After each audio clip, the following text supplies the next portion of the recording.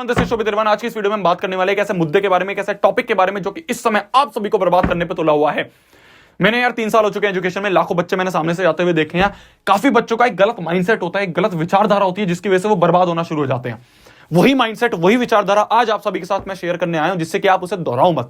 एक एग्जांपल के थ्रू समझते हैं। आप सभी ने देखा होगा, आपके रिश्तेदार लोग होते हैं, कुछ लोग होते हैं जो कि जब भी फेल हो जाते हैं तो दूसरे के ऊपर आरोप लगाते हैं, दूसरे के ऊपर ब्लेम लगाते हैं कि यार इस बंदे ने हमारे साथ ऐसा करा इसलिए हम नीचे हैं, इस बंदे ने हमें सही समय पे हेल्प नहीं करी, नहीं तो हम आज बहुत अमीर होते हैं। मैं कहीं पे भी किसी को ब्लेम नहीं करना चाहता हूं, किसी के ऊपर पॉइंट नहीं करना चाहता हूं, किसी को भी हर्ट नहीं करना चाहता हूं।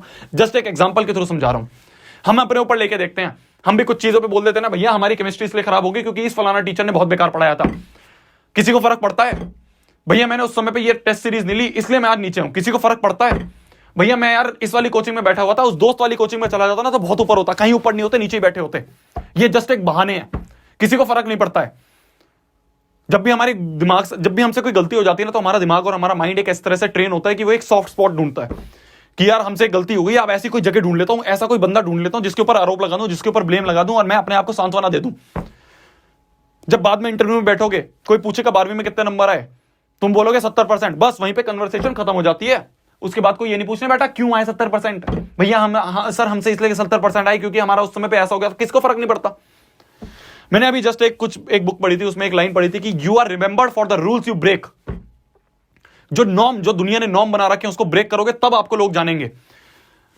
लाइट नहीं आ रही थी तो क्या हुआ, जाके स्ट्रीट लाइट के नीचे पढ़ लेंगे। वो थे सुभाष चंद्र बोस, उन्होंने एक नॉर्म ब्रेक करा। लोग नॉर्म ये था दिमाग में कि यार लाइट आएगी तभी पढ़ेंगे, बहाने लगा के बैठ गए। नहीं, क्या हो गया, गांधी जी ने कहा नहीं यार, लोग कहते हैं कि ऐसे मारधाड़ के बाद ही हमें आजादी मिलेगी, मारधाड़ से ही सॉल्यूशन निकलेगा। नहीं, हम भी पीसफुल प्रोटेस्ट करेंगे, दांडी मार्च के लिए पैदल निकल गए। वो एक नॉर्म था जो लोगों ने बना रखा था, उनको ब्रेक करा तभी हम उन्हें आज याद रखते हैं। तुम कब वो नॉर्म ब्रेक करोगे? तुम कब बहाने लगाने छोड़ोगे? तुम कब किसी दूसरे के ऊपर आरोप लगाना छोड़ोगे, ब्लेम करना छोड़ोगे? आज से 10 साल बाद जब ये वीडियो उठा के देखूंगा तो याद रहेगा कि हाँ यार हाथ में दर्द था तब भी उठ के वीडियो बनाने गया था। कब ऐसी चीज करोगे, कब ऐसे नॉर्म ब्रेक करोगे? मेरे को याद है आज भी, जब मैंने 12वीं में पूरा हॉस्टल सो रहा था, मैंने कहा पूरी रात बैठ के सिलेबस करूंगा कंप्लीट। 92 नंबर आए थे, इतना मुश्किल पेपर था, बच्चों की आंखें फटी रह गई कि यार इतने नंबर कैसे लेके आ गया। नॉर्म ब्रेक करा था, बच्चे सो रहे थे पूरे हॉस्टल में, तब भी उठ के पढ़ रहे थे पूरी रात।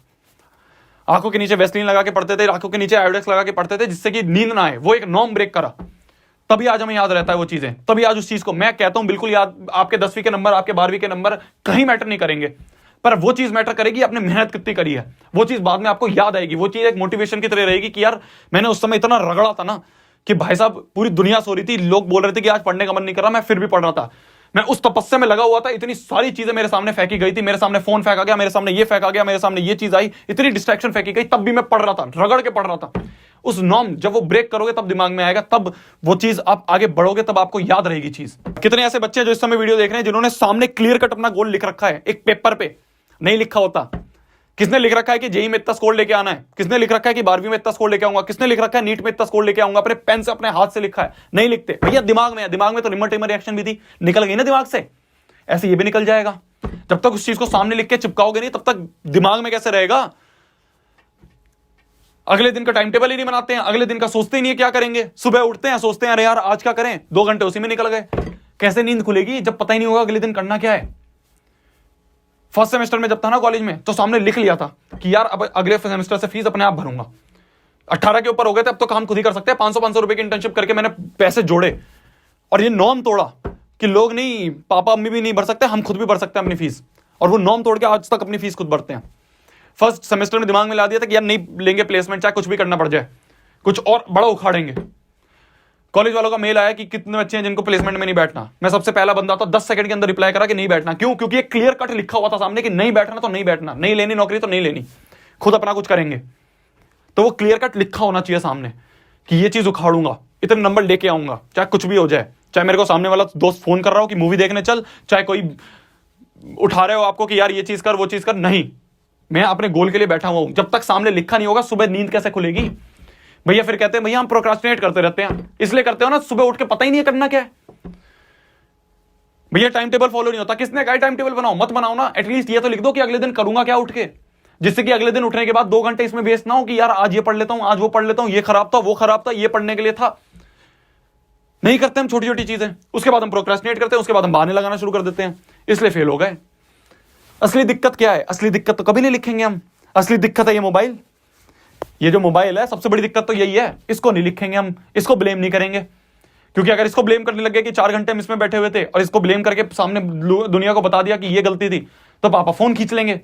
आज बच्चे मिलते हैं मेरे को, भैया कहते हैं भैया आपके पास आईफोन।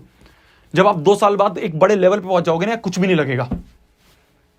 और अगर इस चीज पे बैठे रहे और नए बड़े लेवल पे नहीं गए तो ये बहुत बड़ी चीज है आपके लिए। तो उस लेवल पे जाने के लिए ना रगड़ो, एक क्लियर कट गोल लिखो सामने। दिमाग में नहीं रखना होता, दिमाग में बहुत सारी चीजें होती है, सब निकल जाती है दिमाग में से। जब तक सामने नहीं लिखा होगा ना, तब तक उसके लिए बैठोगे नहीं, तब तक उसके लिए प्लान नहीं बनाओगे। अगले दिन फोन कर रहा है भाई कोई दोस्त की, भाई ये मूवी देखने चलेगा, तुम कहोगे नहीं यार ये चैप्टर लिख रखा हुआ है सामने, ये नहीं हो पाएगा। पर अगर वही चैप्टर नहीं लिखा होगा, तुम सोचोगे कोई बात नहीं यार, अभी तो पूरा 1 महीना बचा है, आराम से कर लेंगे। पर ये नहीं पता ना कि 1 महीने में 40 चैप्टर खत्म करने हैं, क्योंकि कभी लिखा ही नहीं, कभी प्लान बनाया ही नहीं, कोई दूसरा करके कर दे हर चीज। केमिस्ट्री का टीचर अच्छा नहीं है, मैथ्स का टीचर अच्छा नहीं है, भैया इसलिए नहीं कर पा रहे। अरे इतने बड़े हो चुके हो, खुद भी डिसीजन ले सकते हो। मेरे 11वीं में अच्छा नहीं था केमिस्ट्री का टीचर, तो क्या मैंने 11वीं का पूरा केमिस्ट्री उड़ा दी? 12वीं में उठ के मैंने कहा नहीं है टीचर अच्छा नहीं है, कोई बात नहीं, एक बुक खरीदेंगे, खुद बैठ के सेल्फ स्टडी करेंगे। इतने बड़े हो चुके हैं कि डिसीजन हम खुद ले सकते हैं, तो उस चीज को करो। आई होप कुछ चीज आपको ऐसी नहीं लगी होंगी जो मैं कहीं पे भी, मेरा इंटेंशन नहीं है यार कि मैं आप सभी को हर्ट करूं, मैं आप सभी को डांटूं। बस मैं ये चाहता हूं कि एक बड़े भाई की तरह आप सारी चीजों को सुनो, ठीक है। कई चीजें होती हैं जो कि मैं ये मानता हूं कि हम एक फैमिली हैं, ठीक है, तो कई बार डांटना पड़ता है फैमिली में, जिससे कि आप उठो। आपका एक भला चाहते हैं तो भले चाहते हैं, जिससे प्यार करते हैं उसी को डांटते हैं। तो इसलिए मैं डांटना इसलिए कई बार मानता हूं कि आप उठ के रगड़ो। याद रहेगा कि यार एक पागल था, मैं बोलता हूं हमेशा, एक पागल था जो रगड़ना सिखा गया, वो पागल था शोभित निर्माण। उस तरह से याद रखो। कोई बात नहीं, क्या जा रहा है, बस ये है कि यार तपस्या में लगना है, ठीक है। हमें उस चीज में लगना है जिस चीज में दुनिया सोचती है कि यार ये करना तो बहुत मुश्किल था, हमें उस चीज को फोड़ना है। वो नॉर्म ब्रेक करने हैं जो लोगों को लगता है जब आपका दोस्त फोन करे और आपका भी मूड ऑफ हो और वो आपको लगे कि यार उसने फोन करा है, उसका भी मूड ऑफ है, ऐसा करते हैं चलो बढ़िया है, दोनों का मूड ऑफ है, टाइम पास करते हैं। नहीं, उस समय पे जब तुम रगड़ रहे हो, जब दुनिया रगड़ रही है और तुम बैठ के प्रोक्रेस्टिनेट कर रहे हो, तब बहुत दिक्कत हो जाएगी।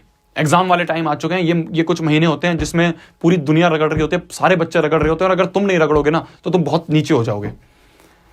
बस मैं ये चाहता हूं कि तुम रगड़ो। मार्क्स कितने आ रहे मैटर नहीं करता, मेहनत कितनी करोगे। मेरा यार IIT का रिजल्ट आया था, एडवांस के सामने लिखा हुआ यू आर नॉट क्वालिफाइड। लोगों ने कहा ड्रॉप ले ले, मैंने कहा नहीं लेना। मेरे को पता था मैंने कितनी मेहनत करी है, मेरे को अपने अंदर से सेटिस्फेक्शन है कि मैंने अपना तरफ से 110% दिया है। अब नहीं करूंगा आगे, अब आगे कुछ और फोड़ेंगे। जितना ये था उतना मैंने बेस्ट दे दिया बस। तो जब वो फील आ जाएगी ना कि अपनी तरफ से मैंने बेस्ट दे दिया है, बस जब समझ जाना, जब मैटर नहीं करेंगे कि मार्क्स कितने हैं, ठीक है जी।